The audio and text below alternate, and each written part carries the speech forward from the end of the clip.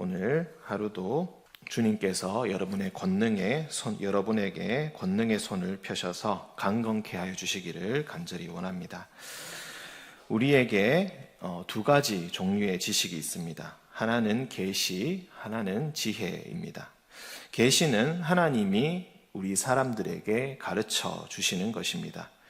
계시라는 말 자체는 숨겨져 있는 것이 드러난다, 밖으로 나타나게 된다라는 의미가 있습니다. 원래 하나님의 말씀은 숨겨져 있지만 하나님께서 어떤 사람들을 선택하셔서 그 사람들에게 자신의 말씀을 맡기시고 사람들에게 전하게 하십니다. 예전부터 이 역할을 맡았던 사람들을 우리가 예언자라고 부릅니다. 예언의 그 예자는 이미 예전에 한번 말씀드린 바가 있듯이 미리 예자가 아니라 맡길 예자를 씁니다. 즉 미래의 일을 예언하는 말이 아니라 하나님께서 맡겨주신 말씀을 하신다라는 의미가 있습니다. 하나님이 그의 말씀을 예언자의 입술에 맡겨 두었기 때문에 이렇게 예언이라고 부릅니다. 성경을 통해 하나님의 말씀을 전하는 것 역시 우리는 주로 설교라고 부르기도 하지만 어떤 의미에서는 예언이다라고 부를 수도 있겠습니다. 또 하나의 지식은 바로 지혜입니다. 지혜는 하나님께 직접 배우는 것이 아니라 창조주 하나님께서 지으신 세계 그리고 그 안에 있는 인간과 자연을 바라보면서 그 질서를 관찰하고 음미하면서 얻게 되는 것을 지혜라고 부릅니다. 인간은 많은 분야에서 많은 지식을 축적하여서 학문을 만들었습니다. 방대한 지식을 모아서 또 체계적으로 정리를 하고 세상을 이해하고 예측하고 통제합니다. 학문들이 있기에 우리는 이렇게 큰 건물 안에서 예배를 드릴 수도 있고 빠르게 달리는 자동차를 만들어서 원하는 곳에 빨리 도달할 수가 있게 됩니다. 그리하여서 우리는 최대한 예측 가능하고 통제 가능한 세상 속에서 살 수 있게 되었습니다. 우리는 종종 세상의 지식 또는 세상의 지혜라는 표현을 쓰고는 합니다. 공부를 많이 한 사람을 존경하고 추켜 세우지만 반대로 알게 모르게 우리 안에는 세상의 지식에 대한 거부감도 있습니다. 하나님은 세상의 지식을 초월한 지혜, 특별한 능력을 통해서 일반적인 법칙을 뛰어넘는 무언가를 우리에게 주실 수 있다는 믿음이 있기 때문에 이런 마음들이 조금 있는 것도 사실입니다. 하지만 우리는 세상의 지식과 지혜를 지나치게 배격해서는 안 될 것입니다. 예전에 신문기사에서 어떤 목사와 사모가 오직 기도로 아이들의 병을 고치겠다라고 하다가 보름이 지나 아이 2명이 죽게 되었다라는 뉴스를 어디선가 본 적이 있습니다. 하나님께서 인간에게 지성을 주시고 세상의 법칙을 탐구하게 하셔서 그것을 통하여서 최대한의 혜택을 누리는 것도 역시 하나님께서 주신 선물이며 은혜가 될 것입니다. 우리가 다니엘을 읽어보면 다니엘은 바벨론에 끌려가서 왕이 주는 고기와 포도주를 거부하였다라고 했습니다. 그리하여서 유대인으로서 레위기의 정결법에 따라서 식사를 했지만 그는 비록 음식은 거부했지만 당시 최고의 학문이라고 불렸던 점성술을 배우는 것을 거부하지 않았다는 것을 우리가 기억할 필요가 있습니다. 오히려 그는 누구보다 뛰어난 학자가 되었고 박수장으로서 황제의 신임을 얻고 그리고 세상에서 명성을 얻었던 것도 우리가 기억할 필요가 있습니다. 지혜와 지식을 추구하고 열망하는 것은 결코 신앙의 맥락과 동떨어져 있는 것이 아닙니다. 그렇다면 우리는 무엇이 다를까? 우리가 믿는 우리가 다른 것은 바로 지혜와 지식을 평가하고 활용함에 있어서 다릅니다. 세상은 무조건 효용과 효율을 중시합니다.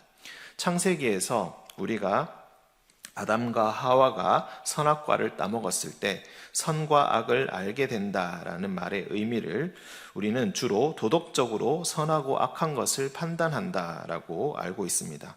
하지만 그것보다 더 포괄적으로 선과 악을 안다는 그 말의 의미는 단순히 도덕적인 것만이 아니라 인간에게 스스로 좋은 것과 좋지 않은 것, 도움이 되는 것과 도움이 되지 않는 것을 스스로 판단한다라는 의미가 있습니다. 하나님께서 인간에게 더 좋은 것과 나쁜 것을 구분해 주셨는데 사람은 그것을 무시하고 자신의 판단대로 그것을 판단한다라는 의미가 있습니다. 사람은 자신에게 좋은 것 그리고 선한 것을 판단할 때 그것을 하나님과 다르게 판단합니다. 그리고 끝없이 자신에게 좋은 것을 추구하며 그것을 무한대로 누리려고 합니다. 그래서 성경은 주로 이것을 종종 탐욕이라고 부르기도 합니다. 언젠가 저는 이런 이야기를 들은 적이 있습니다. 어느 동네에 한 가난한 사람이 살고 있었습니다. 그런데 그 사람의 친구는 그 동네에서 최고의 알부자였습니다. 이것저것 열심히 가난한 사람은 노력해 보았지만 결국 가난에서 벗어나지 못했고, 가난에 시달리다 지긋지긋해진 이 사람은 친구에게 찾아가 자존심을 모두 내려놓고 이렇게 물어보았습니다. 어떻게 하면 너처럼 부자가 될 수 있냐? 내가 너가 시키는 일을 하면 뭐든지 내가 다 해보겠다. 그 말을 들은 부자 친구는 정말 내가 시키는 대로 다 할 수 있겠냐라고 했고, 가난한 사람은 뭐든지 하겠다고 했습니다. 그러자 부자 친구는 가난한 친구에게 동네에서 가장 높은 나무에 올라가서 가장 튼튼한 가지를 붙들고 있되 반나절 동안 그 가지를 붙들고 있으라고 했습니다. 가난한 친구는 부자 되는 방법을 물었는데 왜 이런 걸 시키는지 전혀 알 수는 없었지만 나무 타는 데는 자기가 선수라면서 곧바로 자신 있게 올라갔습니다. 올라가서 버티는데 날이 점점 어두워지고 배는 고파지고 팔과 다리에 힘이 빠지고 붙들기가 어려워지기 시작하니까 곧 두려움이 생겼습니다. 결국 시간이 점점 지나면서 그는 더욱더 필사적으로 살기 위해서 그 나뭇가지를 붙들어야만 했습니다. 그렇게 간신히 시간을 다 채우고 내려온 이 가난한 사람에게 부자 친구가 이렇게 이야기했습니다. 아까 네가 그 나뭇가지를 필사적으로 붙잡고 있었던 것처럼 너의 돈을 그렇게 필사적으로 붙들고 있어야 한다. 그래야 부자가 될 수 있다. 이렇게 얘기했다고 합니다. 그 말에 깨달음을 얻은 가난한 사람은 얼마 지나지 않아서 곧 부자가 될 수 있었다라는 이런 이야기를 읽은 바가 있습니다. 어떤 면에서 이 이야기, 이 부자가 전해준 지혜는 어떤 면에서 맞는 말이기도 할 것입니다. 우리는 부자가 되기 위해서 때로는 빚을 져도 갚지 않기 위해서 필사적으로 노력합니다. 가능한 늦게 갚고 끝까지 돈을 손에 쥐고 있으려고 합니다. 왜냐하면 그것이 현명하고 그것이 부자가 되는 길이라고 우리가 믿기 때문입니다. 하지만 성경에서 오늘 말씀에서 그것과 반대의 이야기를 합니다. 27절과 28절에 내 손이 선을 베풀 힘이 있거든 마땅히 받을 자에게 베풀기를 아끼지 말라. 그리고 지금 돌려줄 돈이 있는데 이웃에게 이르기를 갔다가 다시 오라. 일단 지금은 못 주겠고 내일 주겠다라고 하면서 시간을 끌지 말라라고 이야기합니다. 이것이 하나님의 지혜 그리고 세상의 지혜가 다른 점입니다. 여러분은 이 말씀이 정말 지혜로운 말씀이라고 믿으실 수가 있겠습니까? 정말로 이대로 행할 수 있는 믿음이 있겠습니까? 줘야 할 돈을 주지 않고 내일로 미루는 것이 정말로 성경에서는 어리석은 일이고 하나님의 지혜를 배격하는 일이라고 이야기합니다. 29절부터 32절까지의 말씀, 이 말씀은 나쁜 방법으로 이웃의 돈과 그리고 이웃이 가진 것을 갈취하는 것, 그것에 대해서 이야기합니다. 당연히 성경에서는 이것이 패역한 일이다라고 하면서 여호와께서 그를 미워하신다라고 이야기합니다. 평안히 잘 지내고 있는 이웃, 내게 어떤 악도 저지르지 않은 이웃에게 괜히 시비를 걸어 싸움을 일으키지 말고 그의 재산을 빼앗으려고 애쓰지 말라라고 합니다. 31절에 나오는 포악한 자라는 이 포악하다는 표현은 남을 거리낌 없이 희생시켜서 부를 거머쥔 사람을 이야기합니다. 세상 사람들은 그를 부러워하지만 하나님께서는 그런 사람을 절대 부러워하지 말고 그 어떤 행위도 따라하지 말라고 합니다. 저 사람처럼 하면 부자가 될 수 있겠지, 나도 잘 살 수 있겠지, 그것을 통하여서 비결을 배우려고 애쓰지 말라고, 오히려 그를 멀리하라라고 이야기합니다. 특히 하나님께서는 32절에 정직한 자에게는 그의 교통하심이 있다라고 이야기합니다. 교통한다라는 무슨 말입니까? 소통하고 교제한다라는 의미가 있습니다. 이런 사람, 하나님과 하나님께 기도를 하고 기도의 응답을 받고 하나님과의 거룩한 사귐에 들어가고 싶은 자가 만약 내 주위에 있는 이웃의 고통에 무심하다면, 그리고 그런 소시오패스적인 행동을 거리낌 없이 한다면, 자기가 원하는 바를 얻기 위해서는 남의 고통쯤은 아무렇지 않게 생각한다면, 그리고 분쟁을 일으키고 내가 원하는 것을 얻게 되는 것에 전혀 거리낌이 없다면, 이 세상에서는 어떨지 몰라도, 당장 그가 원하는 것은 곧 얻을 수 있지는 몰라도 하나님께서는 결코 그런 자와 교제하지 않으신다고 그렇게 이야기합니다. 구약 성경에서 인간의 가장 큰 목표는 바로 샬롬입니다. 우리가 복이라고 일컫는 모든 것들을 종합적으로 일컫는 말입니다. 물질적인 복만이 아니라 가정과 수명과 자녀와 사업, 모든 방면의 복을 받고 건전하고 건강하게 살아가는 것, 그것을 모두 합하여 샬롬이라고 부릅니다. 포악한 사람은 지금 당장은 물질적인 복을 받을지 몰라도 나머지는 모두 놓쳐버리게 되고, 그리고 이런 악인은 결국 33절의 표현대로 여호와의 저주를 받아 멸망하게 될 것입니다. 그가 누리는 복은 오래 가지 못할 것이고, 머지않아 언제 그랬냐는 듯 그 영광과 영화는 곧 쇠망하고 말 것입니다. 35절에서 지혜로운 자, 하나님의 지혜를 따르는 자는 영광을 기업으로 받는다라고 했습니다. 이 기업이다라는 말은 이스라엘 족속이 처음 가나안 땅을 정복하고 지파별로, 가문별로, 가족별로 받은 땅을 의미합니다. 이 땅은 결코 매매할 수 없고 그 자녀에게 모두 상속됩니다. 경제적인 이유로 잠시 팔았다 할지라도 산 사람은 곧 돌려줘야 합니다. 돌려주는 해를 정해놓고 그 해를 희년으로 불렀습니다. 희년은 예수님이 이 땅에 오신 이유 중 하나이기도 합니다. 이렇게 기업이라는 것은 절대 그 가문, 그리고 그 가문에 소속된 사람에게 소실되지 않고 내려오는 모든 자산을 의미합니다. 지혜로운 자는 영광을 기업으로 받게 될 것이다. 미련한 자는 영달함을 얻게 된다 할지라도 결국 수치를 당하여 모두 끝나버리고 끝장나고 말 것이다 라고 성경에서 이야기하고 있습니다. 여러분, 저는 여러분과 여러분의 자녀들이 이 영광을 기업으로 받기를 원합니다. 여호와의 저주가 아니라 여호와의 복이, 그리고 그 샬롬이 여러분과 여러분의 자녀에게 있기를 원합니다. 패역하고 포악한 자가 지금 권세가 있고 물질이 풍부하다고 해서 결코 부러워하거나 그 주변을 기웃거리지 않기를 바랍니다.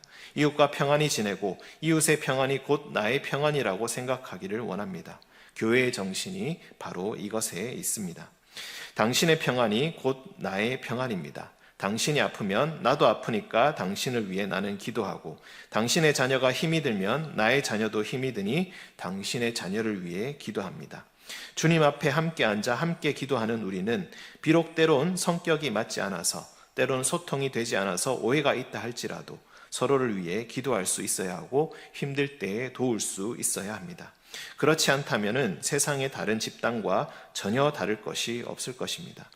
교회가 세상과 다른 것은 우리에게 다른 셈법이 있기 때문이고, 상식이라고 여기는 지혜와 세상적인 지혜와는 다른 더욱 거룩한 부분이 있기 때문에 그렇습니다. 여호와를 경외하는 이들이야말로 이 지혜를 우리의 삶 속에서 최고의 모습으로 만들 수 있는 자들입니다. 여호와를 경외함으로 지혜를 얻으셔서 진정 하나님이 인정하시는 영광스러운 삶을 살아가시는 여러분 되시기를, 그리고 최후의 심판날에 흠없는 모습으로 잘했다 칭찬받으시는 여러분과 여러분의 자녀들 되시기를 주님의 이름으로 간절히 축원합니다. 함께 기도하겠습니다.